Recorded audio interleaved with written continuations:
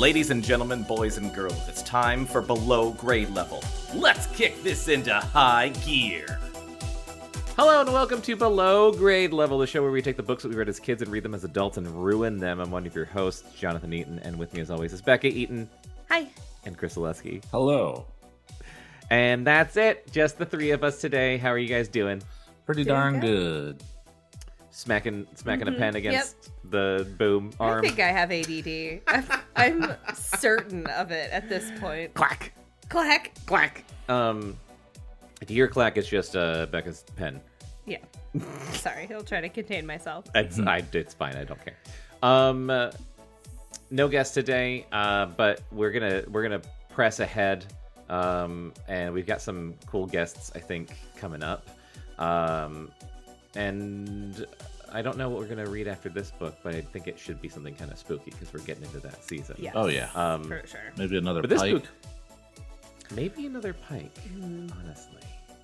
I kind of want to be a Pike-only podcast. It's leaning It's heavily. all I want to read. It's leaning heavily. I was like, maybe There's Goosebumps. so And I'm many. like, no, I want There's so many Christopher Pike books that I already know of that I want to read. Yeah. Yeah. But before we get to probably another Christopher Pike, we have to finish reading The Eyes of Kid Midas, which started off crazy and has continued to be. Oh my god, we have a lot of this book left. Really, really crazy. I think we can get through a decent amount of it. We're almost to the halfway point. Yeah. Bekah, catch me and Chris and the listener up on what happened last time. And if you're just joining us for this episode Why? in the middle of a book, I highly recommend you go back and listen to the last two episodes where we started reading this book because it is fucking bonkers. It is a thrill ride. I was going to say a roller coaster. Yeah. But there are no lulls. It's all crazy. It's all crazy. And it's getting disturbing. Yes. I just reading this to myself. We're at such a crazy point currently, and we're only a third of the way through the book. Yeah. We've only I don't even know Act what's going to 1. happen because it feels like the main character is going to die. So Yeah. this shit's crazy. So last time on The Eyes of Kid Midas, Kevin, our main character, showed his power to his friend Josh by taking him out into the woods and wishing for an ice cream cone. As you do. And then they wished for all of the food in the world and ate way too much food and ate way too much ice cream, and it was a pretty gross scene, if I remember correctly. I feel like if this was a Friday kids night. movie, I feel like if this was a kids movie, they would have done that scene where the kids would have had prosthetic bellies on, Yeah. really gross, distended stomachs. Yeah. Yeah. Just food and ice cream dripping down their faces. God. Like me on a Friday night. Jesus Christ. And then Kevin makes it storm for some fucking reason and ruins the camping trip and almost kills everybody by going mad with power immediately. That's what I was just gonna say. It's just mad with power. Yeah. He's like, oh, I have the power to do anything. What can I do? I'll eat a lot of junk food and then I'll kill everyone I know. I might as well just become a super villain. It's like this kid never heard the saying, absolute power corrupts absolutely. I know. He definitely has never heard that saying. Idiot. So Kevin and Josh, okay, so we're back in the real world now. Kevin and Josh skip school and do a bunch of shenanigans involving wishing for an insane amount of stuff in Kevin's house. Yeah. And we should mention that it's magic glasses. Oh. For anyone who doesn't know. If you've just joined us for this episode, then the wishes are happening because of glasses. Via magic and glasses.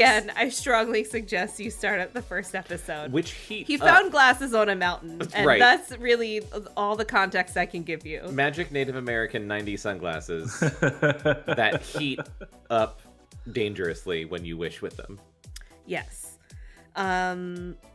So they wish for an insane amount of just things like cars and arcade machines and video games and clothes and stuff. I don't know. They fill his house with shit that he's wishing for. Kevin is getting sicker progressively fast. He's getting so sick. His head, he's got a horrible headache. His eyes hurt. He's horribly sick and weak. Yeah. The glasses are giving him a brain tumor. Yeah. They're like sapping his life force away. And so then they realize, like, oh no, I'll get in trouble if our house is filled with shit. Yeah. So then he wishes it all over to his neighbor's house, which is like this really old couple. Yes. So there's like pianos growing out of their front lawn and shit. And they fuck up their house. And there were 2 Lamborghinis? Yeah, 2 Lamborghinis. 2 Lamborghinis that he wished into his neighbor's house. Yeah. So they fuck up their neighbor's house so he doesn't get in trouble. And how old was he again? Like 12? I think he's 12. He's 12 or 13. Yeah.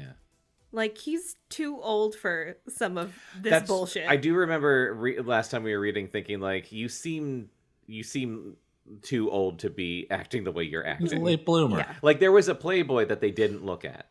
Yeah, That's he was, like, ridiculous. actively, like, not only is he not wishing for anything porny or, like, girls or anything like that, but he won't even look at a regular Playboy that's already at his house. Extremely unrealistic. Yeah, it's like the opposite of weird science. It really is. It's normal science. It's like and then so the last robot. note I wrote, so the last note I wrote for myself surprised me because I didn't remember, and this is just in learning about the people in his neighborhood. There's a dentist named Frankie Philpott who has a paranormal TV show, and I hope to God he comes back. That is like 5 hats on a hat. That's why also a dentist? Why is he a dentist? I don't know. That's crazy. Why is it the fact that it's Frankie Philpott with like an F and then a PH makes me crazy. Oh it my makes God. me want it to be Frankie with the PH, which is also crazy, but I want it to match. Yeah. That'd be a tragedy name. Yeah. Frankie. Frankie, the Philpott. And that's where we are. There's something else I was thinking of, and I forgot. I was going to mention. I don't remember. Oh, that's what it was. It was that Kevin and Josh wishing all the shit into their house, and it's all like stereo equipment and couches. I think like armchairs, like furniture. It reminded me of that episode of Parks and Rec when they go camping and Tom just like buys everything from Sky Mall. Yeah. And he just has like a Sky Mall like camping tent with like a Roomba and shit. DJ I was just Roomba. like, that's DJ Roomba. I was just thinking that's what I was picturing that. Yeah, basically. just the Sky Mall catalog in this child's house. Exactly. Well, okay, let's continue on this journey of the Eyes of Kid Midas. We're at chapter 7, which is called Kevin Becoming. Kevin be coming. Kevin Becoming. Oh boy. While certain other parts of the world may have been engulfed in storm clouds, the suburban town of Ridgeline awoke to a bright sunny day. Is that just alluding to the fact that he fucked that mountain up for the rest of eternity? It'll never not be storming. Yeah. Like if it was a show in the background on the TV, it'd be like catastrophic storms across the nation. And Yeah. Huge flooding at that mountain. The sun rose behind the electrical tower on the hill in the back of Kevin Midas's house, casting shadows of the girders on Kevin's white walls. The room had stayed cold all night. Oh, right. Like, that was the other thing, is that it was freezing in their house because the magic glasses were using... They had to, like, get energy from somewhere, so it was, like, sucking the, like, heat out of his house. Yeah. And, like, everything was frozen. Okay. The room had stayed cold all night, defying the thermostat's attempt to keep it the same temperature as the rest of the house. Only now... The rest of the house. Only now, as the morning light began to shine through the eastern window, did warmth return to Kevin's life. Aww. All night he had stayed bundled under the many blankets that his mother always insisted he kept folded up on the end of his bed. How many blankets? Why did they have to stay there, and why didn't he just go sleep on the couch in the living room? I don't know. Is there like 20 blankets on his bed? When he awoke at dawn, that would be too suspicious. Him sleeping on the couch. His parents didn't go in his room or near it? Yeah. When he would walk past the room and be like, why is the door cold, son? Why is there frost? You try to open it up, you're like, ow, Jesus. When he woke at dawn, he couldn't move a muscle without feeling incredible pangs shoot through his head and then ricochet down through the rest of his body. Me too, Kevin, but I'm also almost 40. He had gone straight to bed the night before without eating, so he felt weak, and he could do little more than lie there and watch the slow progress of the girder shadows as they moved across the wall. There was a buzzing around him, a hum that could barely be heard. At first, he took it for his father's electric razor, and then for the buzz of the high-tension wires outside, until he realized that the sound was coming from his desk. Ah. Are the glasses vibrating? The glasses were there, resting 6 inches from the wall, 6 inches from an electrical outlet. Kevin watched in amazement as a line of blue electricity arced across the air from the outlet to the glasses. They're recharging, Kevin realized. Wow, this book invented wireless charging. Wow! Kevin, why the hell is our power bill so high? They had taken the heat from his room, but it wasn't enough. Now they were sucking the very electricity from the walls. How much energy did they need, Kevin wondered. Couldn't the glasses have started with electricity and not heat? You would think so. Yeah. How much could they absorb? Kevin reached down and took a pencil from his desk. With it, he gently moved the glasses away from the wall until the electrical arc was broken. The glasses just sat there now, glistening in the morning sun. Kevin then crawled out from underneath his covers like a slug from underneath a rock. I love this book. I just so want to good. say it It's again. so well written. While everyone... Excuse me. While everyone else in the house still slept... Sorry, I'm still getting over a cold. He suffered through a shower that didn't make him... Wait, hold on. I love the idea of suffering through a shower. While everyone else in the house still slept, he suffered through a shower that didn't make him feel the least bit better. You need food. Yeah. And, like, to raise your body temperature, I think the shower would help with Eat that. a But burger, whatever. man. Andy has undiagnosed ADHD. Yeah, just like me. When he returned to his room, the glasses were waiting. He put them on even before he dressed and instantly felt the change. It began with his eyes, a soothing feeling that slowly spread down and out, reaching the tips of his fingers and the soles of his feet. He closed his eyes and let the feeling wash through him. He was better now, and he couldn't imagine why he had waited this long to put the glasses back on. He dressed in plain old jeans and a shirt, then stared at himself in the tall mirror against his closet door. Plain, ordinary, boring. That's how he looked. That's how he always looked. Oh, man. There's no reason to dress like this, Kevin thought. No reason at all. He could look like... He could be whoever or whatever he wanted. Oh, my God. So we haven't learned any lessons yet. No, none. Of course not. The secret, Kevin figured, was not to ask for everything you ever wanted all at once, but just to ask for the right things at the right time. Maybe we are learning. Okay, a little bit. He imagined what he wanted himself to be wearing. He could almost see it in the mirror. And then he said the words that dressed him head to toe. I can't fucking wait.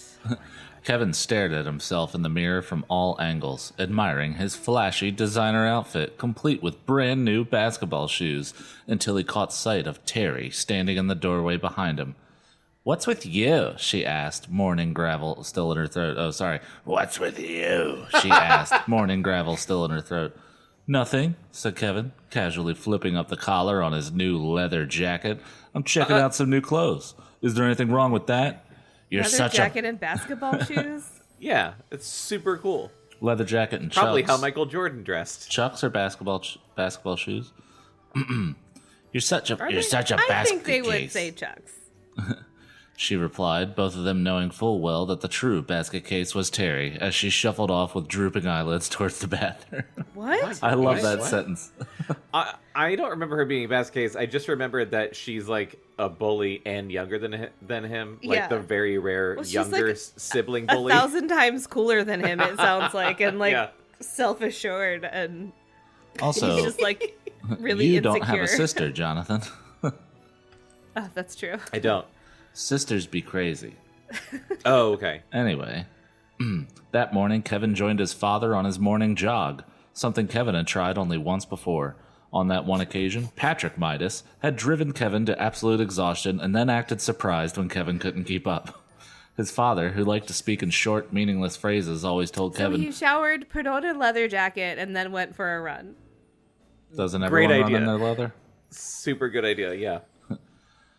Always told Kevin, no pain, no gain, and used that motto as an excuse to turn any father and son physical activity into a trial by fire for Kevin. Oh boy. Super healthy. It's gonna fuck him up. He won't be in therapy later. Kevin was amazed that after all that, he still enjoyed sports as much as he did. Although his best sport was soccer, the only sport his father absolutely detested. What? You don't even throw anything. Jesus. With the glasses firmly They play it in Europe.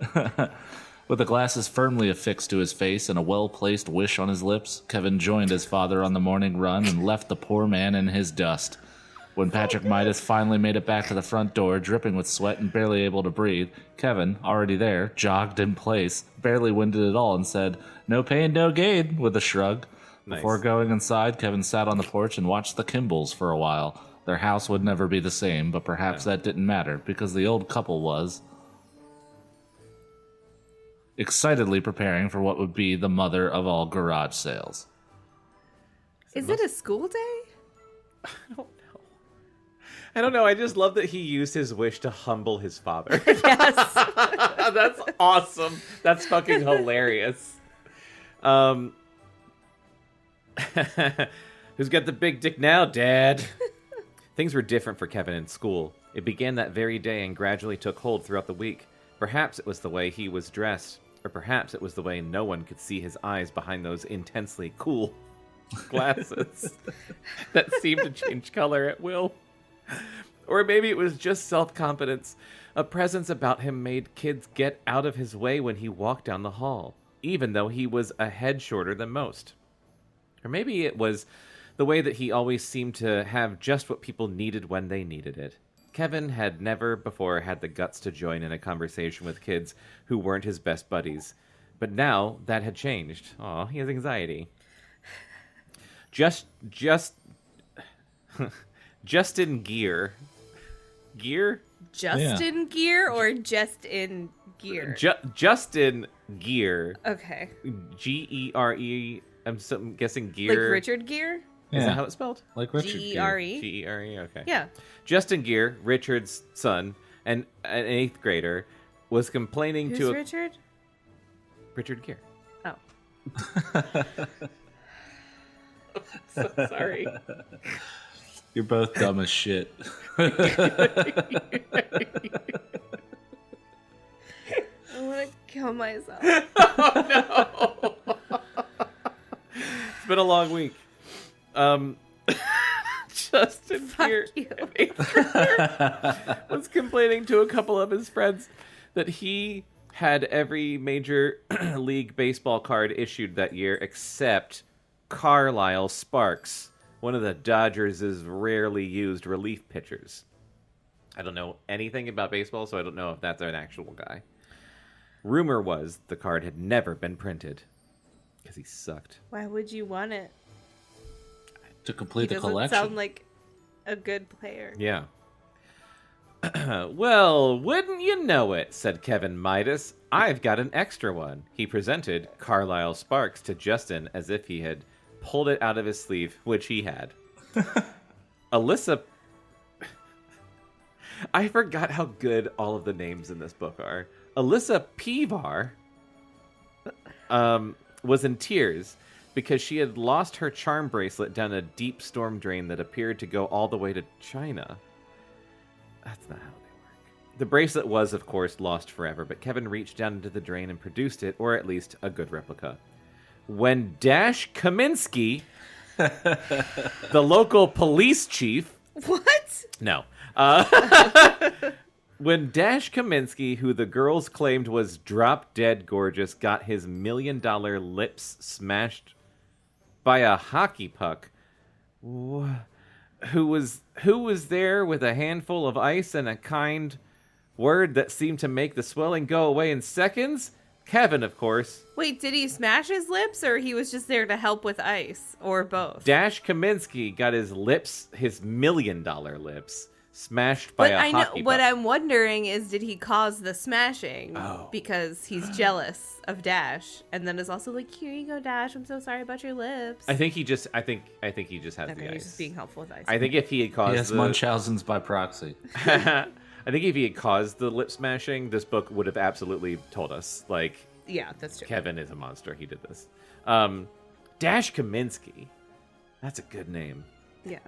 In just a few days, Kevin's popularity had grown like a vine on the brickwork of Ridgeline Middle School, quickly and silently, so that very few people remembered it being any different. $1 million lips. They're insured. Kevin had made the transition to everybody's buddy, and although he wasn't the most popular kid in school, people who would never have given him the time of day before suddenly said hello and didn't mind having him around. It was clear to Kevin that things were changing. He was changing. But changing wasn't the right word. He was becoming. Becoming what? He wondered. He decided it didn't really matter, because whatever it was better than what he had been before. A few other people noticed Kevin's frightening transformation. Josh was one. When Josh saw Kevin waltz in that Tuesday morning after their ill-fated shopping spree, he knew right away that Kevin wasn't going to give the glasses a rest. Josh, who had admittedly been a little greedmeister the day before, had learned his lesson when it was crammed down his throat. The glasses were bad news, period, but Kevin didn't get it. "The storm's still growing," Josh would often remind Kevin. "So, isn't there a drought?" Kevin would answer, letting the storm roll off the top of his head like water off Scotchgard.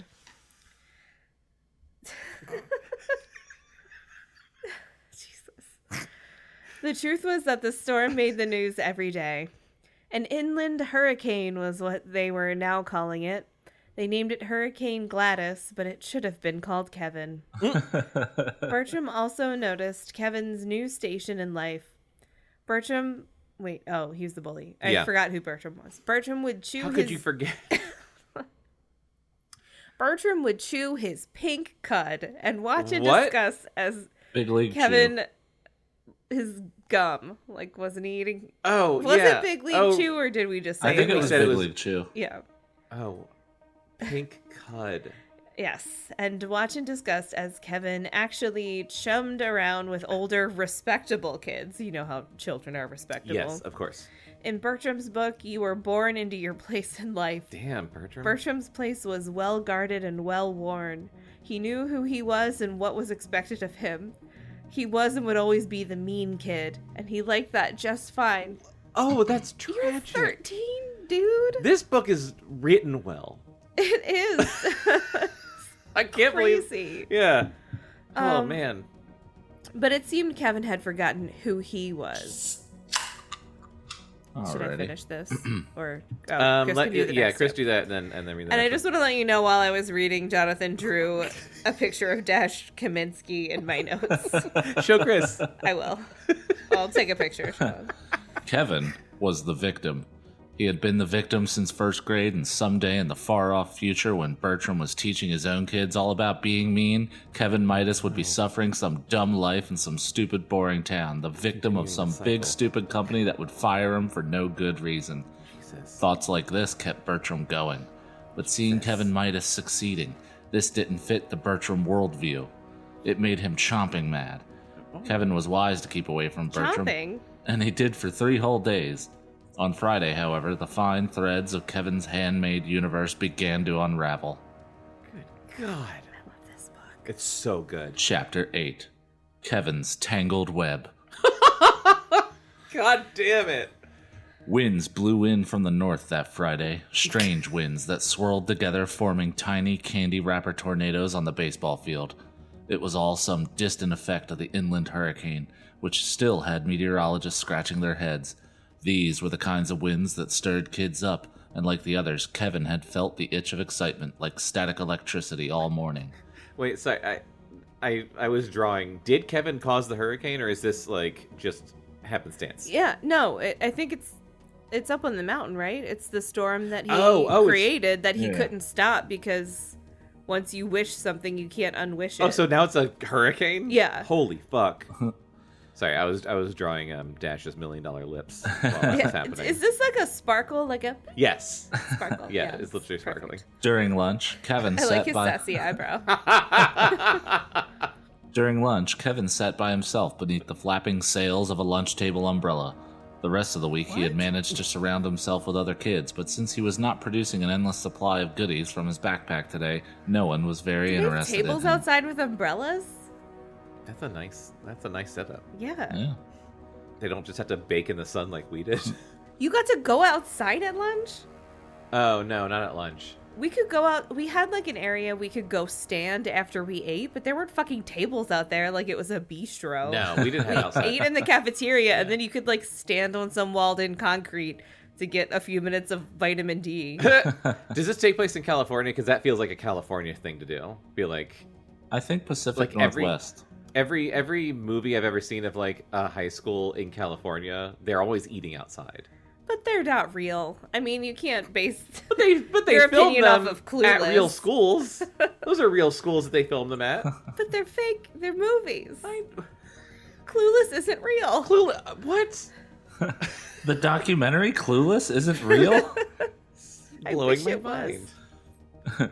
That was fine with Kevin because he had a plan to weave. He stared out into the baseball field where kids were sitting in small groups eating their lunches, and he thought long and hard. I'd like it a lot better if I could see your eyes, said Josh as he took a seat next to Kevin. What's so interesting out in right field? Kevin took off his glasses and squinted at Josh. Nicole Patterson. Forget her, advised Josh. She thinks you're a pinhead. Oh, damn. Dare me, Josh, said Kevin. Dare me to go over and talk to her. I dare you, said Josh with a devious grin. Now, dare me to ask her out.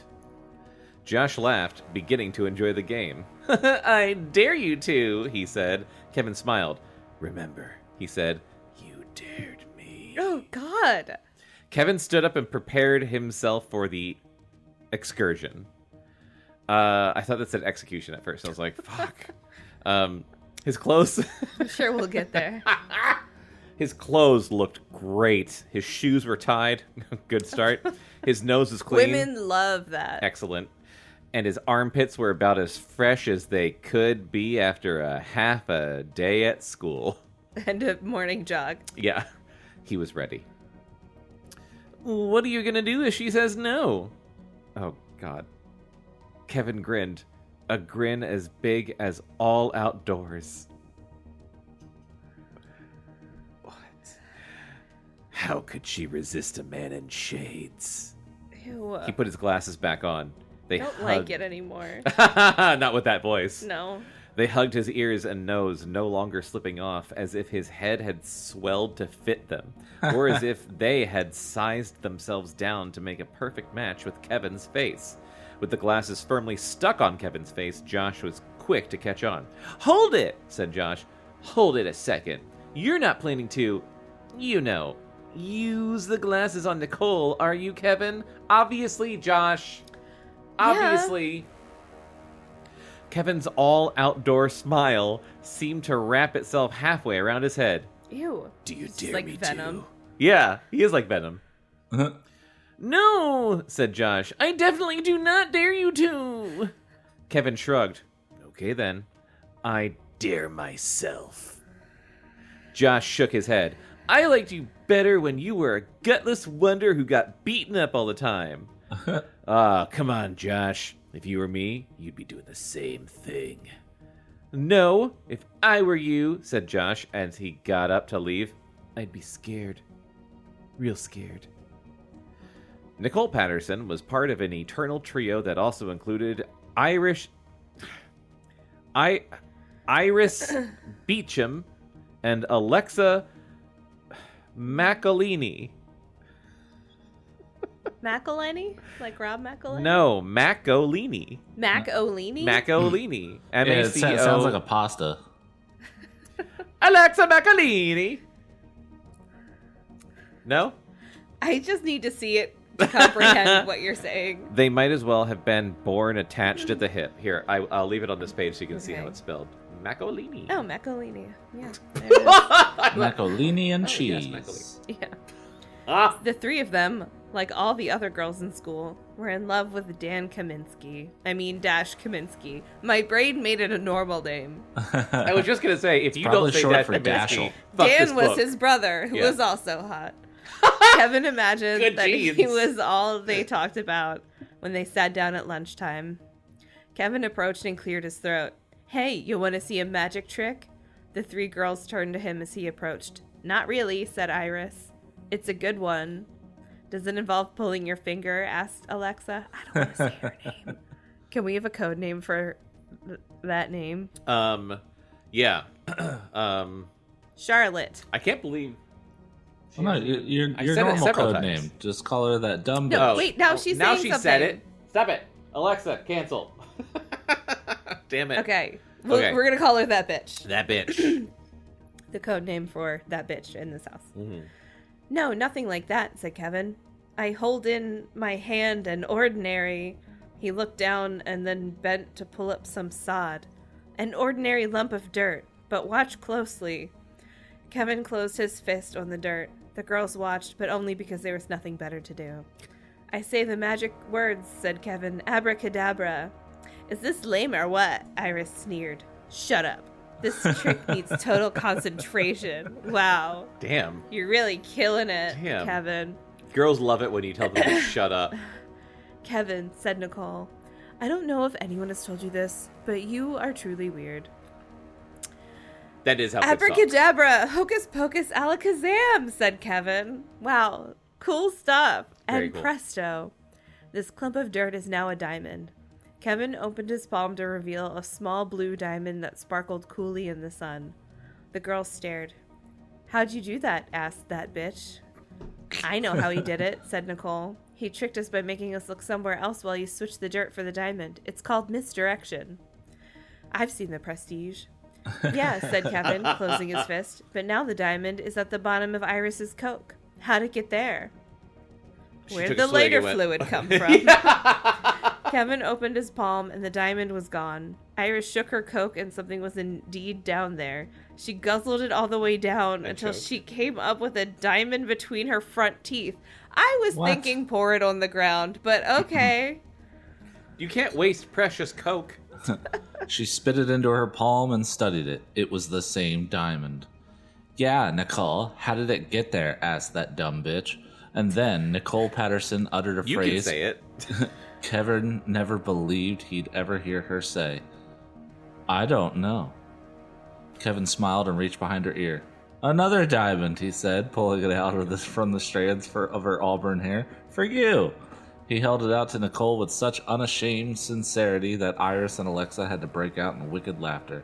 Nicole, now poised on the jagged edge of sheer embarrassment, pushed Kevin's hand away. I don't want your dumb diamond, said Nicole. I just want to know how the other one got into Iris's Coke. Yeah, said that dumb bitch. How did it get there? It's not that dumb bitch, it's just that bitch. Yeah. And also you can say it because you don't have But one. no, I'll Doesn't get matter. confused if he says it. That's true.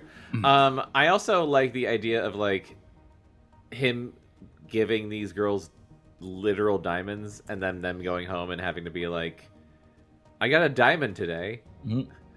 But it's not like if somebody did a magic trick and was like, this dirt's a diamond now, I wouldn't be like, wow, a real fucking diamond. That's true. I'd be like, here's some garbage I can throw Yeah. in the trash. Here's a cubic zirconia. It's Yeah. about to get great. Good. Yeah, said Oh no. Alexa, a.k.a. that bitch. How did it get there? A magician never tells, said Kevin smugly. Hey, said Iris, he's a magic midget. The others giggled.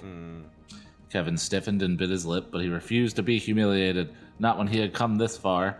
The school bell rang, echoing off the handball court across the field. Kevin was running out of time. If he was going to do something, he'd have to do it soon. Iris pocketed her diamond. It's probably plastic anyhow, and the matter was closed. The girls shoved their sandwich wrappers into their lunch bags and prepared to go inside. Wait, said Kevin. I need to talk to you, Nicole. About what? Asked Iris. It's private. Iris and that bitch looked at each other and began to snicker. Oh, said Iris, that kind of talk. Will you two shut up, said Nicole. No, said Iris. That's okay. We'll leave you two alone. No, wait, Nicole said desperately, but it was too late. Iris ran off with that bitch, both of them finding this unbearably funny. Nicole turned to Kevin. Great. Now you've just ruined my life. Now the whole school's gonna think I actually like you. Well, don't you like me? Kevin dared to ask. I mean, just a little bit. No answer. Kevin tried again. Well, you don't hate me, do you? No, Nicole had to admit. I don't hate you. Kevin smiled. It was a start. Most of the kids had filtered back into the school. In a few moments, they would be completely alone. Just thinking like Dumb and Dumber. So you're telling me there's a chance. There's a chance. Men are stupid at every age. Kevin, this is too weird, said Nicole. I gotta go. As she turned to leave, Kevin tried to stop her by grabbing her shoulder. Instead, he got his hand Where? tangled in her long hair. Ow! Stop it! That hurts! God. Sorry. This wasn't going as smoothly as Kevin had planned. The second bell rang, and the school's steel doors closed with a heavy echoing thud. Jesus. Like a vault? Yeah, taking a kid's hand off in the process. Listen, said Nicole, why don't we both just go to class and pretend this never happened, okay? And that's how First. she found out she liked having her hair pulled. Oh, no. First, said Kevin, I want you to look me straight in the eye and tell me you don't like me. Nicole stared straight into Kevin's glasses and said, Kevin, But Kevin didn't let her finish. You like me, said Kevin, and the glasses began to hum. The lenses went dark, and Kevin saw color swimming in Nicole's eyes. She was frozen, hypnotized, trapped in the invisible web Kevin had spun with his glasses. You like me better than any other boy in school. Kevin swore he could see right through her eyes, into her brain. Ew. He could feel his mind spilling into hers. You want to go out with me more than anything else in the world. This is awful. Yep. Do you want a beer? Yes. Okay. Nicole just stood there, unable to speak or move. Kevin could feel the glasses begin to strain. It seemed for an instant that the sun itself dimmed as the glasses pulled in all the energy they could to move Nicole's mind. A circle of fine frost appeared on the grass around them, and they were surrounded by a pocket of frigid air. Then it was over. The glasses rested, the cold air blew away, and Kevin, standing alone in the field with the dazed Nicole Patterson, dared to do the unimaginable. He pushed himself up on his tiptoes, leaned forward. Oh God, he has to get on his tiptoes. Leaned forward and planted on Nicole Patterson's lips the most remarkable kiss on school record, and they keep very tight records. In spite of the devious, underhanded It's like way a guidance Kevin counselor, like, ooh, that was a good one. yeah, with binoculars. In spite of the devious, underhanded way Kevin had brought this moment about, his kiss was from the heart. It was the kiss he had always wished he could give Nicole. When Kevin pulled away, Nicole just stared at him, lost in whatever place it is people get lost in when they've just received such an intensely sincere kiss. But then her lips began to curl and her eyebrows furrowed. She shivered and blinked, shaking off the spell, snapping out of the trance. She reached out to grab Kevin's shoulders, and for an instant he thought she was coming back for more, but instead she pushed him away with superhuman strength. What the fuck? Oh my God. There's just so many consonants. Ugh, she said. Ugh, black, blah, ugh.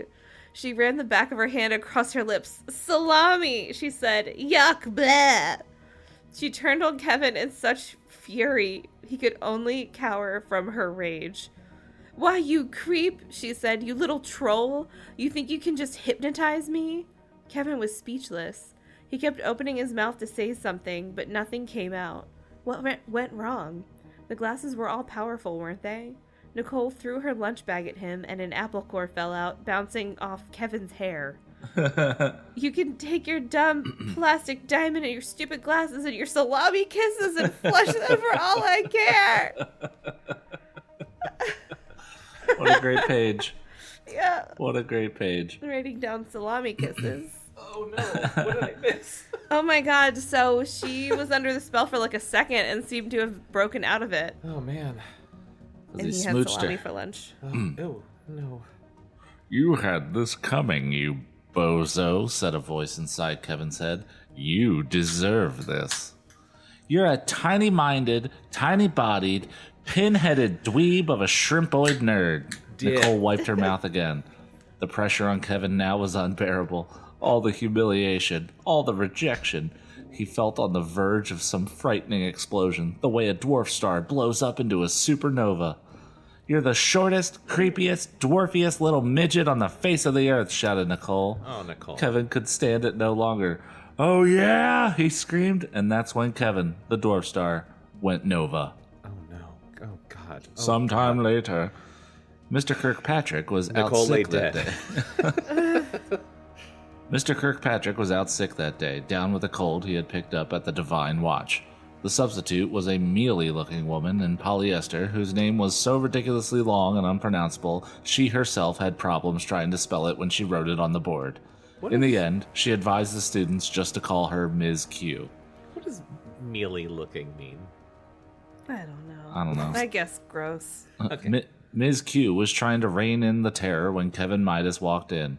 The classroom was raging with arguments and spitball wars that showed no signs of stopping. Please simmer down, Ms. Q said to the meltdown situation before her. I'm taking roll. Kevin slithered into his seat, and Josh, who sat just across the aisle, watched him. Kevin, you don't look too good, he said. Kevin imagined that if he took off the glasses, Josh would see in his eyes just how not good things were. Kevin ever so gently put his backpack on his desk. In the front of the room, Nicole's seat was empty. Josh noticed it right away. Fuck. Where's Nicole? He asked Kevin. Kevin didn't know exactly how he should answer that question. Oh my god. I'm fucking terrified. This is awful. Kevin, Josh asked again. What did you do to Nicole?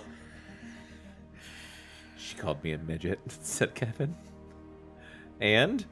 She called me a shrimpoid. And I sort of got mad. Where is Nicole? Kevin didn't say anything. Instead, he nodded his head toward his backpack. Oh my god, no. The light bulb went on in Josh's head. No, said Josh. You didn't. But before Kevin could answer, his backpack was snatched off his desk. The ball is in play, yelled Bertram as Kevin's pack became the prime object, hurtling around the room. No! Screamed Kevin. If there was ever a time not to play keep away with Kevin's backpack, this was it. Kevin, as pale as... Bekah looks distraught. I am. Did he shrink her? Yes! Of course he did. I was thinking he just, fucking broke her up in a bunch of little pieces. Oh, no, I think he smashed her up and killed her. She was like, you're so small, you're tiny. Oh, so he made her tiny. So he probably made her tiny and stuck her in his backpack. Okay, I still hate it. Oh, no, it's bad. It's bad. Kevin, as pale as the cloud-covered sky, leapt out of his seat in absolute terror. The backpack flew in the air, and Hal, in the back of the room, caught it. I'm giving you 5 seconds to settle down, said Miss Q. Kevin reached Hal, only to watch helplessly as Hal threw the pack to Bertram again. Kevin reached Bertram, and the pack flew again. Bertram laughed and bit down on his gum wad, squirting bubblegum juice in Kevin's face. That's not how gum works. No, it's not. That's it, yelled Ms. Q, picking up the phone by the chalkboard. I'm calling the office. But the joke was on her. That phone hadn't worked since the school started. God. I mean, he has God glasses. Why isn't he just pointing at whoever has his backpack and saying, shit yourself, shit yourself, shit yourself? Yeah. Bertram grabbed the pack by one thin strap and dangled it out the 2nd-story window. Oh my God. You don't know what you're doing, screamed Kevin. "Come on, Midas, come and get it," said Bertram brainlessly. "Toro, Toro." Kevin climbed Bertram's arm as if it were the limb of a tree. Bertram pulled the pack in from the window and prepared to hurl it across the room once more. What Kevin did next came as a complete surprise to him as well as Bertram. He simply had to get that pack back, so he hauled off and belted Bertram right in the face. Holy shit. The pack fell out of Bertram's hands, and Kevin caught it before it hit the ground. Now the room was a 3-ring circus, raging fully out of control. In one corner, a slapping fight had turned into a brawl. In the center ring, a chorus of kids were performing armpit farts, and by the window, Bertram was reeling from Kevin's blow. So there's just like a separate brawl There's just happening. a whole bunch of other stuff happening unrelated. Yeah. He punched Bertram and the kids are like, "Riot!" Rumble! Ms. Q chose to break up the brawl in the corner and drag those 2 kids out in the hall for a reprimand, leaving the rest of the circus without a ringmaster. Bertram's lip had been cut against the sharp track of his braces, and his teeth were covered with blood, as if he'd just bitten a chunk out of someone. Or as if he cut his mouth like you just said he did. The chainsaw look filled Bertram's face. Maybe we established that earlier and I don't think we did. And Kevin knew there was no escape. He carefully handed Josh his backpack. "Don't let anyone near her," said Kevin. The second the backpack was out of his hands, Bertram's foot made contact with Kevin's butt, sending him flying across the room. "You made me bleed," yelled Bertram. You made me bleed my own blood. Kevin scrambled to his feet, and Bertram stepped on Kevin's toes, firmly pinning his to the ground. Toes. Right? I know, but why not firmly pinning them to the ground? The toes. I don't know. It's poetic. No, it's not. "Who do you think you are?" screamed Bertram. "You get a pair of glasses and all of a sudden you think you're the king of the world." He pushed Kevin down, but since his feet were pinned under Bertram's, Kevin came bouncing back like a Bobo doll. That's not how it works. I think you just break your ankles. Yeah, you just and fall. I don't know what a Bobo doll is. Don't make him mad, Bertram, warned Josh. Why? What's he gonna do? Bertram pushed Kevin down over and over again, and Kevin just kept trying to scramble away. He didn't want to fight Bertram. He had better things to do, and this was making him furious. Hadn't the day been screwed up enough? "I'll teach you to make me bleed," said Bertram, and with that he spat his gum into his free hand and smeared it across the top of Kevin's head. He kicked Kevin's legs out from under him, and Kevin fell to the floor, his hair impossibly snarled with Bertram's gum. Bertram laughed. He had won, just like always. "You're just a loser, Midas," he said, looking down at Kevin. "That's all you'll ever be, a loser." With every bit of his body aching, Kevin gritted his teeth in anger and spoke to Bertram with a deadly growl that seemed to climb up from the pit of his stomach. "Go to hell, Bertram," Oh, no. said Kevin, and the glasses began to swirl with color. No. It all took place so quickly. Everyone was caught off guard, and no one was sure what really happened. No one but Kevin, that is, who saw everything in 3D Technicolor. The ground beneath Bertram's feet tore open, and flames brighter than lightning leapt out, wrapping around him like tentacles, pulling him downward. There was a faraway hollow sound, a distant chorus of wailing voices that blended with Bertram's wail as he fell. He grabbed for a chair and took the chair with him. Bertram slipped into the fiery mouth as it swallowed him whole. Kevin caught sight of Bertram's eyes as he dropped into the pit. Then Bertram was gone, and the hole that had split open the wooden floor vanished as if it had never existed. This book is amazing. Real. Hell is real. Hell is real. A kid just sent a kid to hell. Or maybe he created it maybe he willed it into existence. Oh my god, he made hell. A kid just went to hell. A child just went to hell. Not went. A kid was just sent to hell. A kid was sent to hell. There's a few people I'd like to do that to. This is nuts. Oh my god. Oh my god. Oh my god. All that was left. And here I was thinking Kevin was going to say, I wish you were dead, and then the person would die. This seems worse. This seems way worse. Yeah. To me. All that was left of Bertram was the echo, and also a classroom full of kids just watched hell open up and take Bertram while their teacher was away. Where did Bertram go? The devil got him. Where he belonged. All that was left of Bertram was the echo of a distant cry that soon became nothing more than the moaning of the wind. And then silence. Everything was exactly the way it was before. The only thing missing was a chair and Bertram. It all happened in the blink of an eye, and kids were still turning their heads to see what that flash of light was. Ms. Q came running back into the room. "What was that?" she asked. "Spontaneous human combustion!" screamed Ralphie Sherman, flapping his arms like a crazy pigeon. "Spontaneous human combustion!" Ms. Q dragged Ralphie straight to the principal's office. Chapter 9. Oh my god. Out of Mind. I'll say. Fuck me. This is awesome. Yeah, that was great. Holy shit, guys. The rest of the afternoon seemed to unfold around Kevin and Josh like one of their school plays. They were part of the production, but hid so far upstage that no one noticed them. They kept their mouths tightly shut and watched. At first, there was some confusion about Bertram's disappearance in Ms. Q's unruly classroom, until someone claimed to have seen Bertram run down the hall. Yeah, because that's what happened. School is hell. Yeah, school is. That's what happened, said someone else. Couldn't think of a name? You thought of a million good ones so far. You ran out? Before long, everyone just figured Bertram had cut class, a common enough occurrence, and he'd turn up eventually. Only Hal protested, and no one ever listened to Hal, and they weren't about to start listening now. That stupid Texan. God. Kevin suffered through the rest of the day with ice-cold shaking hands and spoke to no one.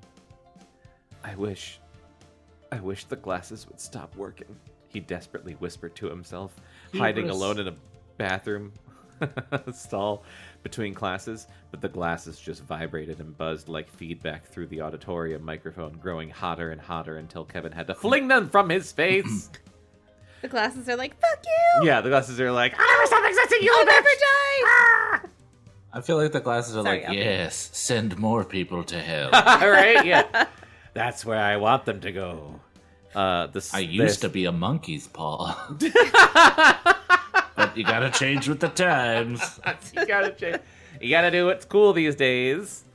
The sleek visor blade had power over everything. What? The sleek visor blade had power over everything except itself. Wishing them to stop was about as useless as wishing it had never happened. Has he tried that? I mean, we don't know. Well, he just did. He said he wished the glasses didn't work anymore. And he didn't wish it never happened. Also, like, there's a tiny girl in his backpack. Yes. I need that to resolve. Yeah, please. Kevin shuffled around for the rest of the day with a pale green face that grew greener every time he thought of Bertram or Nicole. But for the rest of the school, it was business as usual. The bells rang, kids were shuffled around the school like a deck of cards, and eventually both Bertram and Nicole were lost in the shuffle. Forgotten. Out of sight, out of mind, thought Kevin. It was much truer than he could know. What? Sometime later. After school, Josh spent a good angry hour blasting Kevin for being such an idiot. Bertram deserved to have his head flushed in a toilet or to be strung up the flagpole by his underwear, but he didn't deserve what you did, said Josh.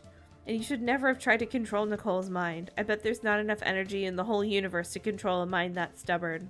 Oh, wow. But it was done, and no amount of raving by Josh could undo anything.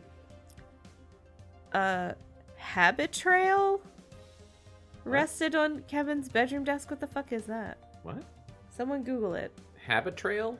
Habit trail. Like habit and trail, but one word with one T in the middle.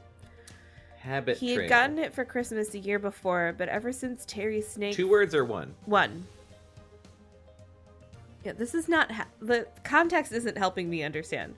Oh, it's like a hamster Hamster. Thing. Oh, it's one of these things. It's like a little hamster tube like a city. Hamster house?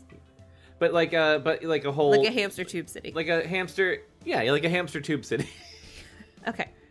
He had gotten it for Christmas the year before, but ever since Terry's snake found its way into their mother's jewelry box, animals that could fit in drawers were not allowed in the Midas home, so the habit trail had never been used.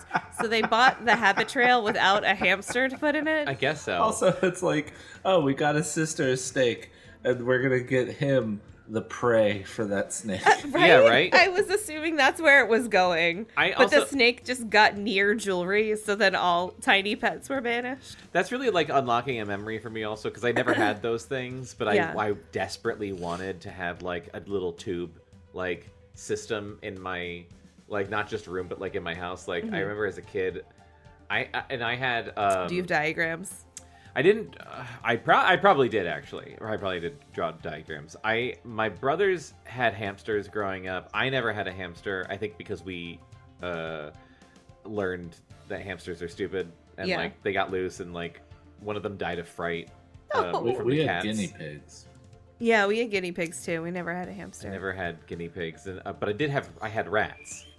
And I wanted to like build a little tube, and rats are really smart, and like they can actually like go through mazes and shit.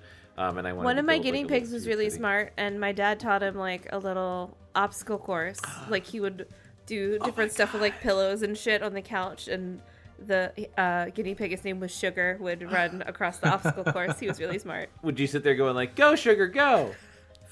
Sure. That's so cute. Anyway, I really wanted like a little, I wanted the habit trail, but I wanted like a big, intricate one. Yeah. I never did. Well, I had a ferret. I don't want it now. I know. I was going to say we can get one now, but I don't want that. I don't want that, no. But like a similar situation to like the mom finding a snake in her jewelry box. Like when I was a kid, we went on a vacation to Ohio and we caught a bunch of tadpoles and we brought them back and we put them in the aquarium we had that was empty, but was running and filtered. And there was no top to the aquarium. And when you have that many tadpoles, at some point, you're going to have a shitload of frogs in your house. Yep. No one thought to put a top on it at some point? And, that sounds like a really fun morning, though. Well, my mom did daycare. Forget that frogs jump? My mom did daycare, so it was like a teaching thing for them. Yes. And, but like it backfired extraordinarily.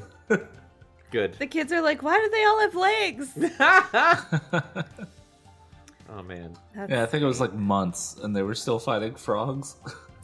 I'm also just remembering, like, I think the reason my mom probably said no to, like, getting those tubes, and why I'm thinking now as, like, an adult, like, oh, I don't want that, is because they'd get filled with shit. Yeah. There would just be poop in all of it. Poop tubes. Just poop. They would just turn into poop tubes. It's bad enough dealing with that in just one container. Yeah.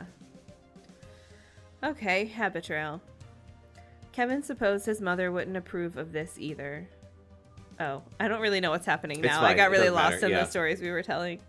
Okay, this is uninteresting to me now that I know a kid habit trail is in on hell. his desk. Oh my fucking god. Oh my god. What? Oh my god. What?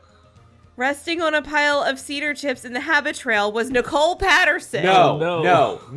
Somewhere in the neighborhood of 6 inches tall. No. Kevin. So he's had this fucking thing for a year or whatever, and has had cedar chips in it this whole time and no fucking hamster in there? Just like rotten old cedar chips that now a girl is in. This is more upsetting than all of the incest in every Christopher Pike. This book has never ceased to disappoint. All I can think of is Huey in our first reading, knowing this was coming for us and not being able to say anything. Incredible, the restraint that took. The thought that he had to sit there knowing that there was going to be a 6-inch tall girl in a hamster cage. And he couldn't tell us. I just texted him. Like what did you say? I texted him and I said, dude, we're currently reading more of Kid Midas and a kid just got, all caps, sent to hell. And then a separate text, all caps, literal hell. Yeah. I'm dying for him to respond. Holy because shit. that son of a bitch knew. You knew, Huey. You knew. Oh my god. She was sound asleep. Kevin had put her into a deep sleep the moment he had wished her small. Oh, okay. Like, I wish you were small! And I wish you were asleep. Okay. At least, like, kudos to Kevin for thinking, because, like, thank God she doesn't have to experience this. He's gonna fucking wake her up eventually, I'm sure. Oh, God. He's not just gonna have a tiny unconscious girl. I don't It's my fucking tiny know. girlfriend. Oh my God. Where You wouldn't even know am her. I? She goes to a different, much smaller school. Yeah. But she was bound to wake up sooner or later. But that is contradictory to his once you wish something you can't unwish it. Yeah. Unless he said, I wish you slept for 10 hours. I'll figure it out by then. Yeah. Well, said Kevin, it could be worse. I could have turned her into a shrimp. Yeah, said Josh. I'm sure she'll thank you when she wakes up. Kevin looked down in shame. Rightfully so. As he should. Right. I can't believe you put her in a fucking hamster cage. You ought to use those glasses to wish your lips into a zipper so you can shut your full mouth, said Josh. But then he'd be able to unzip them. Shut your full mouth. Your full mouth. I do like that. Kevin nodded. I deserve that. Damn right, said Josh. You deserve a lot worse, but I don't know what. The glasses were now in Kevin's shirt pocket, and he touched them with his right hand as if pledging allegiance. He longed to put them on and feel their weight on the bridge of his nose. The glasses would take away the shame and the fear. They would make him feel strong and untouchable. Now all he felt was weak and empty. Every time he took those glasses off, they seemed to take a chunk of his soul with them. Damn. Can't he also excuse not me. see without glasses? It's like the idea that he's like, Oh, right. got the glasses in his pocket, but like he's just blind. Sometime later, He needs some glasses. Yeah. at about 5 o'clock, Nicole woke up. Kevin and Josh, instantly chickens, dove to the ground and hid without making as much as a single cluck. That's funny. What the? Nicole looked around. All right, very funny. Now let me out. Now, here's what I want to know. Yeah. Does she have a tiny little voice because she's tiny? Yeah, exactly. Chris. What the? All right, very funny. Now let me out. That's way better. Kevin peeked to see Nicole stay. Oh, wait, hold on. I'm going to do that again. But it was really good. Nicole looked around. All right, very funny. Now let me out. Kevin peeked to see Nicole standing on the red running wheel that was normally reserved for small rodents. Kevin Midas, said Nicole.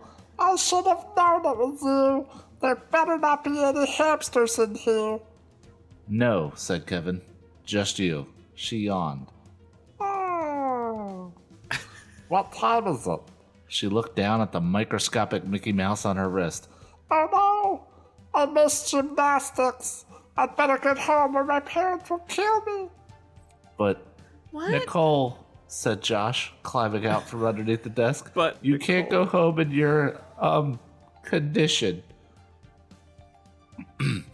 What condition? Doesn't she said notice Nicole. that they're like 10 stories tall? She just said something about hamsters. Yeah. She must know she's tiny in a hamster cage.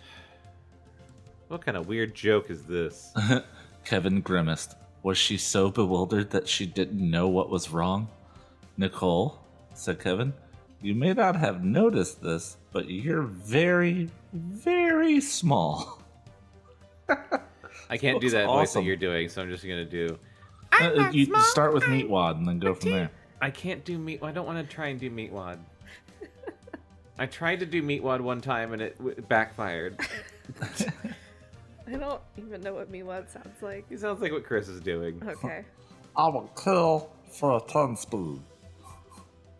Yeah. Okay. I'm not small. I'm petite. That's a great She voice. I like it. There's a big difference. And besides, there are no small people, only small vines. Except for you shrimpoid. Except for you, you fucking shrimpoid piece of shit loser. Fuck you. Fuck you. Fuck you. Fuck you right in your butt. All right. Damn, Nicole. Nicole hopped off the running wheel and came right up to the plastic wall of the cage. I really wanted her to run on the wheel. Me too. Give it time. She looked straight into Kevin's right eye, which to her must have seemed the size of a classroom globe. Joke's over, she said. I have to get home. Something's wrong with this, thought Kevin. She's acting... That would be a Where do I lot bigger begin? than that. It doesn't matter. She's acting like Nicole, not like the victim of a freak miniaturization. Is that in the book? Yes. Okay. That is what the book says. That's what the book says.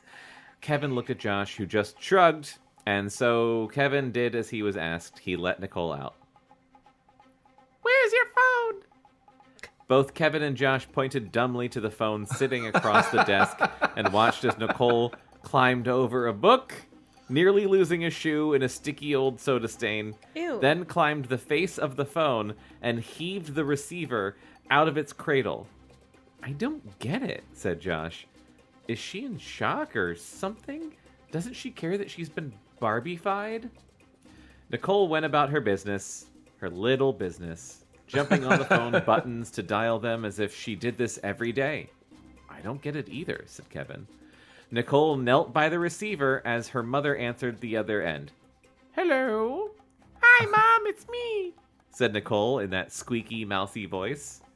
Nicole? Said her mother, confused and startled by the strange sound of Nicole's voice. There was silence for a moment, but then Mrs. Patterson's confusion quickly passed away. Too quickly, Kevin thought.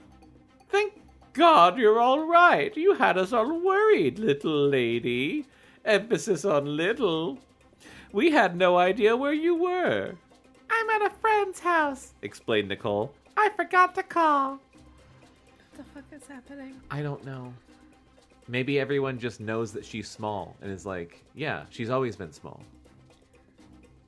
Oh, she was doing a squeaky mousy voice. I was Googling how tall Barbies were while you were talking to me. Saying Barbies are actually almost 12 inches tall. We'll talk about She's it. more like a G.I. Joe. Are Or they like a later G.I. half Joe. the size of Barbies? I don't know how big G.I. Joes are. Well, original G.I. Joes were 12 inches tall. And then, like, the 90s G.I. Joes were, like... I want to That's say very 4. Actually shorter than 6 inches. They were, like... Why'd I they want to make them say so 4 small? inches. Plastic. Plastic? That's I mean, the like, answer? save money. Plastic. Make more of them. Sell more. Okay. We'll talk about it when you get home, said her mother sternly. Nicole sighed. I'll be there as soon as I can. Good, said her mother. And watch out for cats on the way home. She's about the size of, like, one of my... Did you hear that? Sorry, Coach. I'm just looking at my Resident Evil. Yeah, my those are like 6 inches. Resident Evil action figures. Cool. Yeah, she's about the size of, say One of Jill those. Valentine. Okay, you Watch should out bring for Jill over cats. here to Here. sit with us. Jill, you're gonna be Nicole. Yeah, so he straight up alters reality to where it Yeah, it had everyone's always just- been this way. So Nicole's this big. She's gonna Yeah. sit with us. She's gonna sit with us. Okay. Kevin hung up the phone for her. Cats? He thought. Did she say watch out for cats? You see the trouble you got me in? Oh, ew, okay. You see the trouble you got me in? I'll do this voice. Wasn't your salami kiss bad enough? Now you have to kidnap me too? Josh perked up. You kissed her?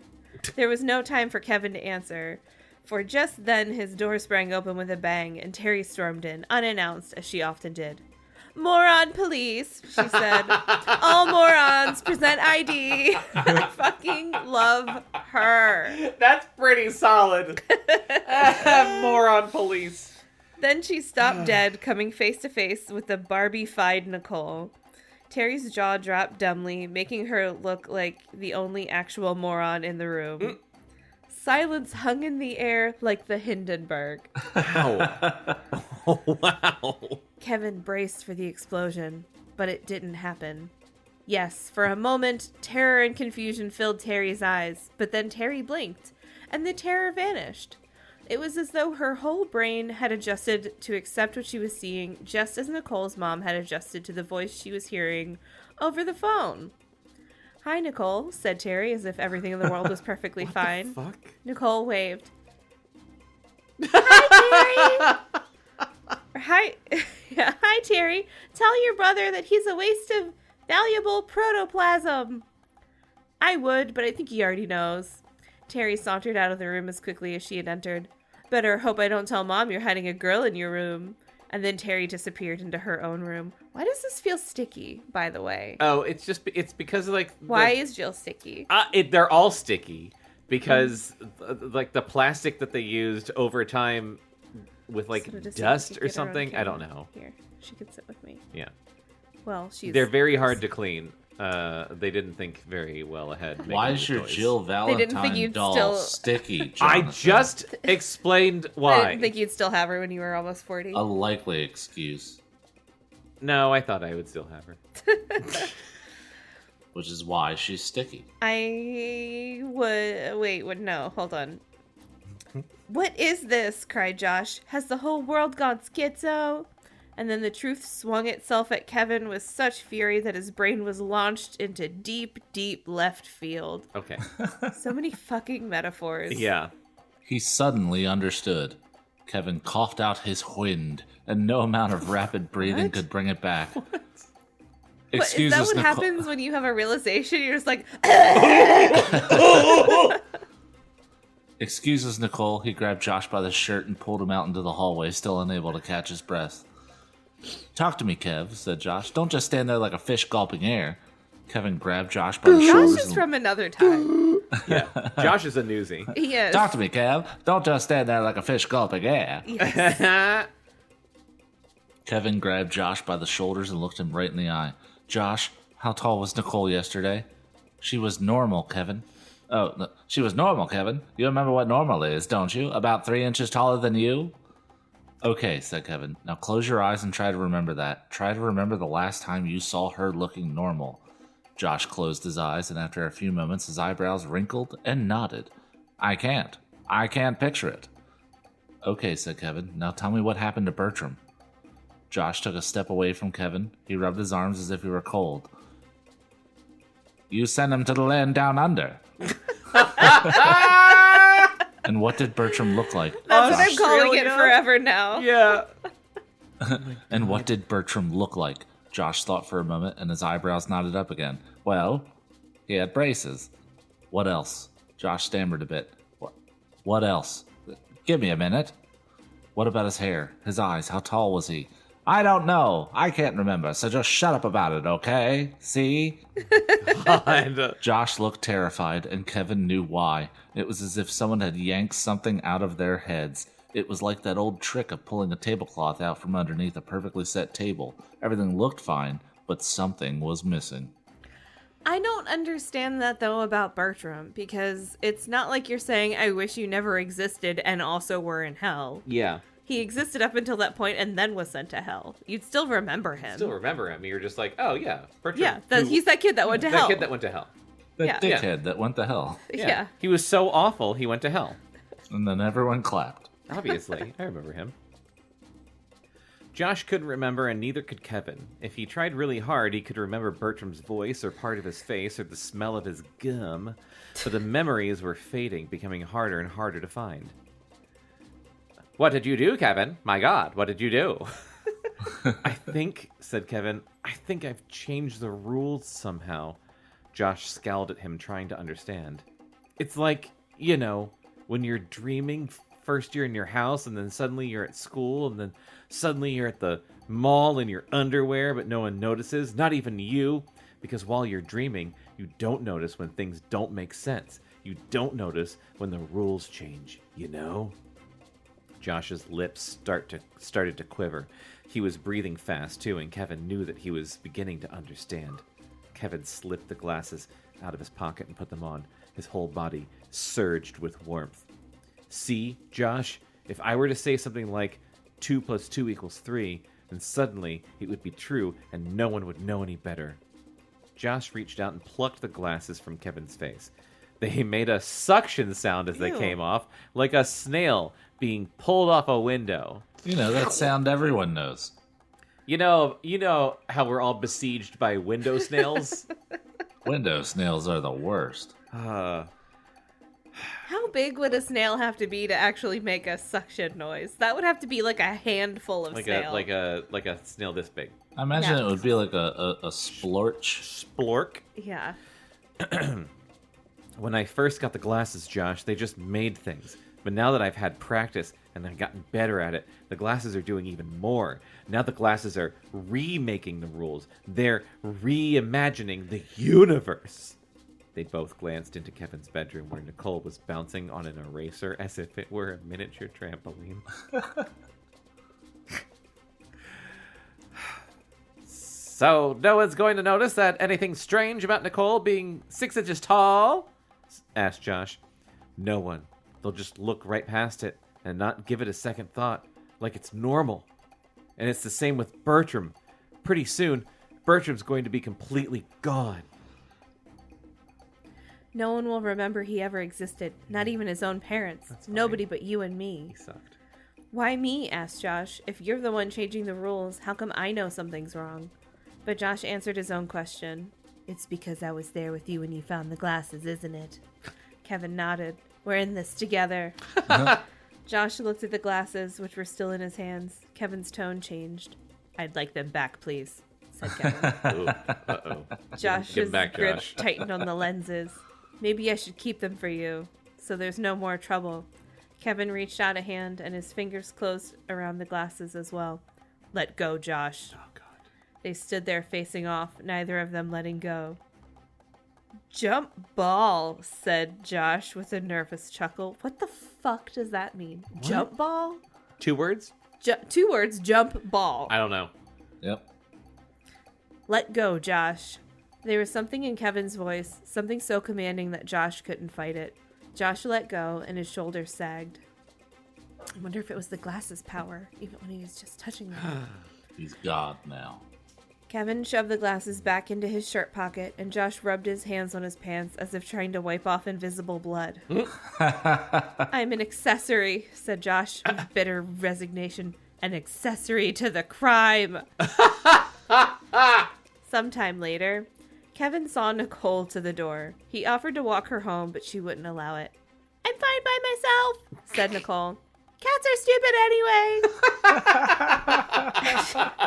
As she stood on his palm before Kevin let her down to the ground, she took a long look at him.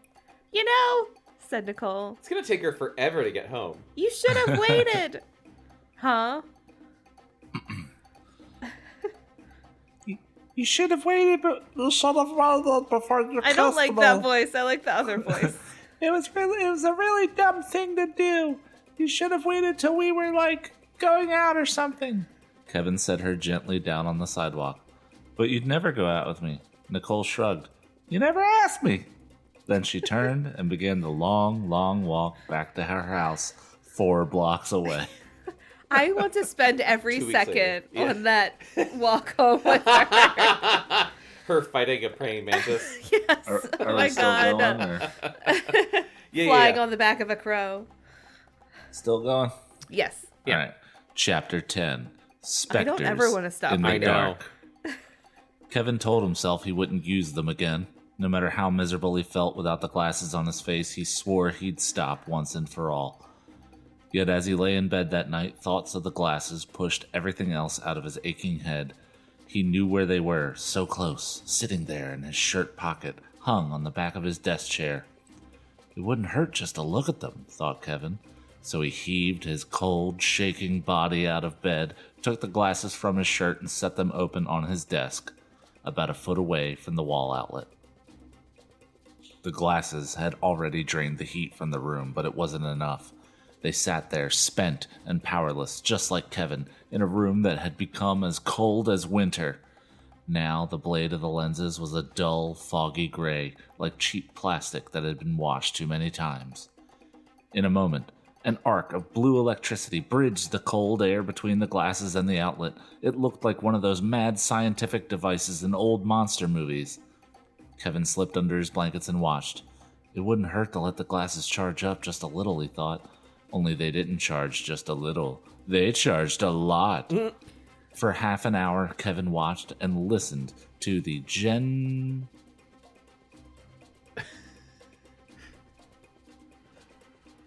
crackling electrical hum while everyone else slept. Soon the glasses looked perfect again. The smooth visor blade was sharp and shiny, as perfect and pure as a diamond. They sat there waiting patiently for Kevin. Now Kevin longed more than ever to have the cold and the emptiness he felt chased away by the glasses. If I wore them for just a second, it couldn't hurt, he thought. Could he bear that? Wearing them for just a second? Of course he could. Then he could put them back in his shirt pocket. That's what he'd do. He reached out, crooked his finger, and grabbed the glasses, just as he had the first time when he had seen them on the mountain. He slipped them onto his face. Instantly, the icy night rolled over into a thick, warm quilt for Kevin to wrap himself in, protecting him from anything hidden in the shadows. He stretched and let the warmth relay down his spinal column until it pulsed in his fingers and toes. How good it was to feel so warm, so safe, and so comfortable. How could he ever want to feel differently? Still wearing the glasses, Kevin felt sleep begin to pull him down with caressing hands. He gave no resistance. Kevin opened his eyes sometime later, deep into the night, hearing the distant sound of metal against metal, a rattling sound. A tilt of the head told him that the sound came from the left side of his room, more specifically his closet. Kevin sat up and walked what seemed to be twice the usual distance, noticing the sickly sweet aroma of overripe fruit. Pushed by curiosity, he reached for the knob and turned it. The door creaked open to reveal a place that bore no resemblance to Kevin's closet. Did he open the door to hell and went to the bathroom? He's fucking dreaming with the glasses on, so he's gonna make some crazy dream shit happen. I think so. Bertram was in the same clothes he wore the moment he was sucked out of the world, only now they were drenched in sweat. Yes, now I remember what he looked like, was the first thought that flashed in Kevin's mind. Then the shock and horror followed it in like thunder. Bertram lunged at Kevin in fury, only to be choked back by the chains. Heavy black chains circled his legs, arms, and neck, rattling like iron bones. They were fastened securely to a jagged wall of steaming black shiny stone, which had replaced the walls of Kevin's closet. This is some straight up Hellraiser shit. The glass-like obsidian shimmered, reflecting fires unseen. It was exactly what Kevin imagined hell to be like, except for the fish. What? Bertram's hell had fish everywhere. They flopped at his feet, they slithered down the wall. Right, isn't he like terrified and into of his fish? shirt. I think so, Yeah. yes. And they all smelled like used fruity bubble gum. It must have been Bertram's worst nightmare, but he loves gum. Yeah, but he hates fish.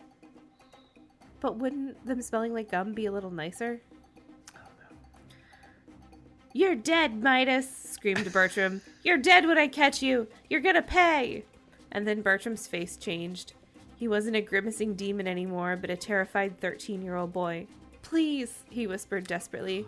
"Please, Kevin, help me. I'm scared, please." Jesus. "I'm sorry," cried Kevin. "I didn't mean it. I didn't even know there really was a hell." Bertram changed again. His face twisted into a snarl, and he lunged forward like a madman, only to be choked back once more by chains that seemed strong enough to hold a dinosaur. The biggest thing you could possibly imagine. "You idiot," growled Bertram. "You made this place. Ooh, you were right. You made it for me." Oh, yeah. He created hell. He created hell, yeah. Kevin knew it was the truth. Whatever other places there might be, in and out of the universe, this particular hell was invented just for Bertram. The rage left Bertram's eyes again, and once more he was just a kid. He began to cry. Please, Kevin, please, I'll be nice to you. I'll be your friend. Just please get me out of here. If I step in the closet, Kevin thought, if I just cross over, I can bring him back. Bertram stretched his hand out as far as he could, and Kevin took one step toward the closet, reaching for Bertram's grimy, wriggling fingers. Then Bertram turned into an old winter coat, and the rattling chains became nothing more than the wire hangers clattering in the breeze of an open window. Kevin found himself in his pajamas, standing at the closet door. The dream and the memory of Bertram's face were already fading, but still Kevin knew this was no ordinary dream. Not just because of how real it felt, but because of the smell that still filled the house, the awful bubblegum stench of 1,000,000 rotten strawberries. Gross. Later. Kevin stood for the longest time in front of Terry's bed, not having the nerve to wake her up. She was a nightmare when she woke up. I was just going to say, she's terrifying. Eventually, she awoke by herself to see Kevin standing there, the way an axe murderer might. She gasped, then angrily threw a pillow at him. "You don't scare me," she declared, "so get out of here." Kevin didn't move. Terry sniffed the air. "Ugh, what is that stink? Did you fart, Kevin?" "No," he answered. "Terry," he said, his voice quavering. "I gotta talk to you." "Oh, for God's sake, it's 3 a.m.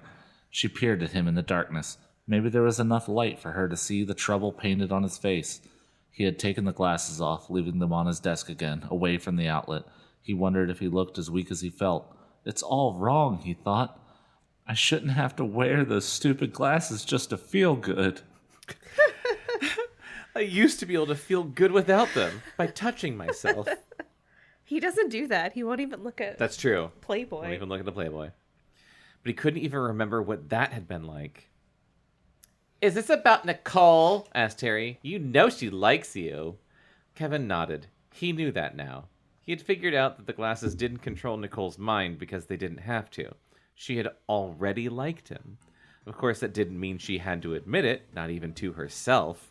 But that was screwed up now, too. That's a fucking stretch. I know. "It's about a whole lot of things," said Kevin.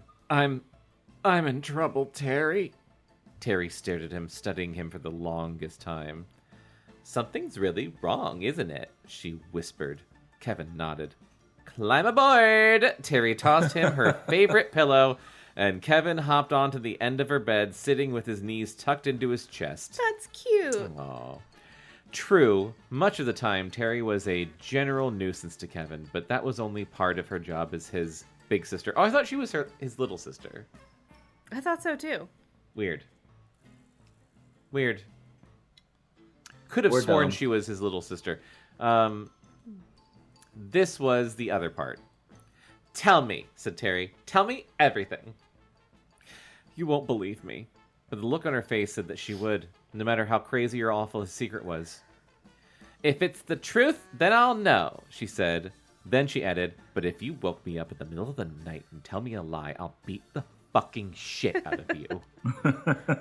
She took his foot in her hands and began rubbing it to get it warm. Gross. Kevin told her everything, from the beginning and even from the beginning, and even though it was... Are you okay? No, I'm not. I need to wear. I need my glasses. I need to wear the glasses. Kevin told her everything from the beginning, and even though it was the word of her crazy brother against the rest of the sane, rational world, Terry did the most wonderful thing a sister could ever do. She chose to believe her brother. It was nearly dawn when Kevin was done. Terry didn't say anything. She just sat there, staring at him. Then she finally said, "We have to do some serious thinking. Can I stay with you tonight?" Kevin hadn't asked that since he was 6, yet somehow he didn't feel ashamed to ask her now. He didn't think Terry would let him leave anyway. He doubted she wanted to be alone either. "As long as you don't snore," she said, then changed her mind. "Nah, you can snore as much as you want." They lay on the bed, stretched out in opposite directions, but neither one of them slept. Soon early dawn washed the room gray, and Kevin could hear his father getting ready for his morning run. On his way downstairs, Patrick Midas... Stop calling people by their full name. Fucking name. We have to remember that their last name is Midas. Passed by Terry's open door and stopped when he caught sight of Kevin there. Terry pretended to be asleep, but Kevin didn't. He stared right at his father. That's a really creepy That's move. super creepy. I hate that. Ooh, Mr. Is this a thing that needs my attention, or can I just fuck off? Good morning, Father. Mr. Midas stood on the threshold for a moment, as if he were about to speak. Kevin wanted him to speak, to say anything. If I told Terry, thought Kevin, I could tell him too. Whether he believed me or not, at least he'd have to do something. Anything. Mr. Midas lingered by the door for a moment, then turned away. Whatever creepy shit's going on in here, I don't want to know about. He was like, "I'm going to choose to ignore this." Yeah. Kevin could hear him bounding down the stairs and out the door. He didn't even ask what I'm doing in here, whispered Kevin.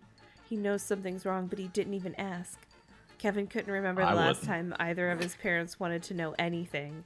They didn't ask about his recent mood swings or what he spent his time thinking about.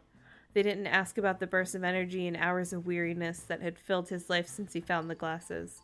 They rarely seemed to notice when Kevin was out of whack, and when they did notice, they would write it off as if it were nothing. Jesus Christ. Because teenagers are weird.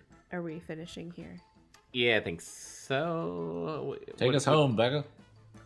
Yeah, take us home, Bekah. If I were strangling to death, Mom would shove spoons of Robitussin down my throat to make it all better, Kevin told Terry. If I were drowning, Dad would say, no pain, no gain. They never ask what's really going on. Don't they even care? They care, whispered Terry. But they won't ask because they're afraid of the answer. Ba, ba, ba, ba, ba, ba. Eek. Oh, Oh, man. Damn.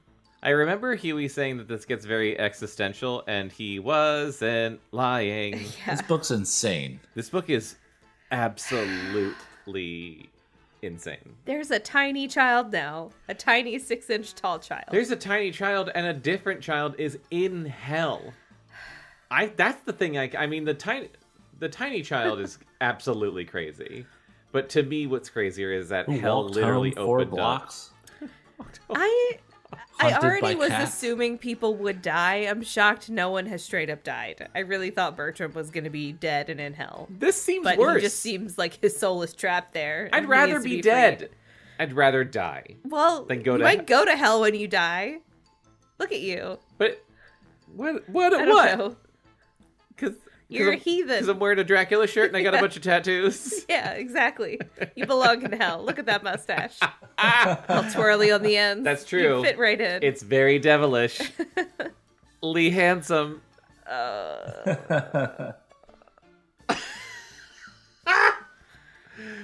Wow. Just when I thought it couldn't get book. crazier. Mm-hmm. What a book. What a book. What a book.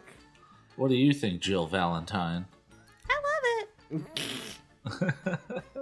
It More tiny children. It speaks to me as a 6-inch person. As a tiny child. As a tiny child. Well, Holy shit. I can't even fucking imagine where we're gonna go from here. I don't know. I can't either. I can't wait until the next time when you read the notes from this episode. I know. God. I can't wait until the next time and we have a guest and we catch them up on what happened last time, which was a child went to hell. A child was sent to hell. A child was sentenced to hell. And then everyone forgot he existed. Damn. Harsh. That is harsh. Serves him right. He was a little dickhead. Oh, no, he deserves to go to hell. I'm just saying that's crazy that it happened. Fucking... Oh my god, I love this book. This book is incredible. It's a good book. Well, thank you for listening. Join us next time as we continue reading. I think we probably got 2 more episodes in us for the Eyes of Kid Midas. Join us next time to find out what other shenanigans, who else Kevin sends to hell, maybe, or what other horrific body horror might befall somebody. You can follow us on Facebook, follow Cactus Rodeo on Facebook, follow Below Grade Level on Instagram, and now TikTok. We're on TikTok now. So look up Below Grade Level and interact with us. And Or don't. No, interact with us. Interact with us. Don't listen to Chris. I'm running our TikTok. Becca's running the TikTok. We don't want to tell them what to do. It's just if you choose to interact with us, cool. No, I want to tell them what to do. No, it's interact with forcing. us. Like we're Kid Midas. Yeah.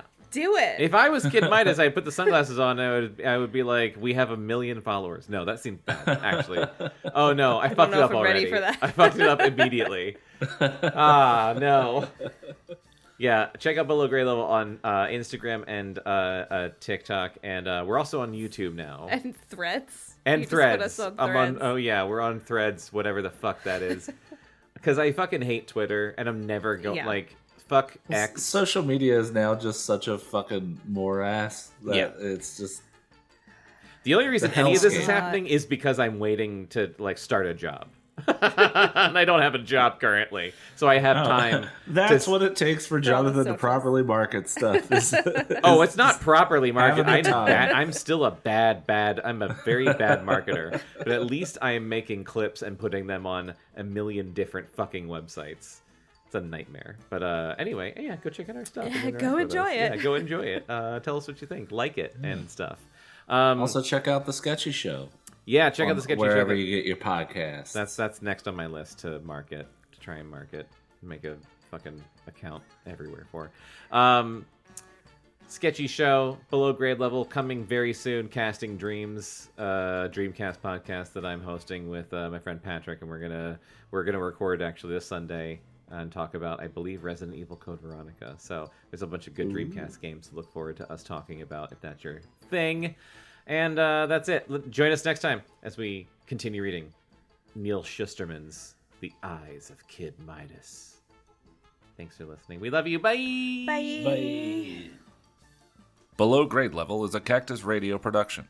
You can contact us at podcast@cactusrodeo.com. Subscribe and follow on iTunes, Stitcher, and Spotify, and follow Cactus Rodeo on Facebook, Instagram, and Twitter for more entertainment and updates.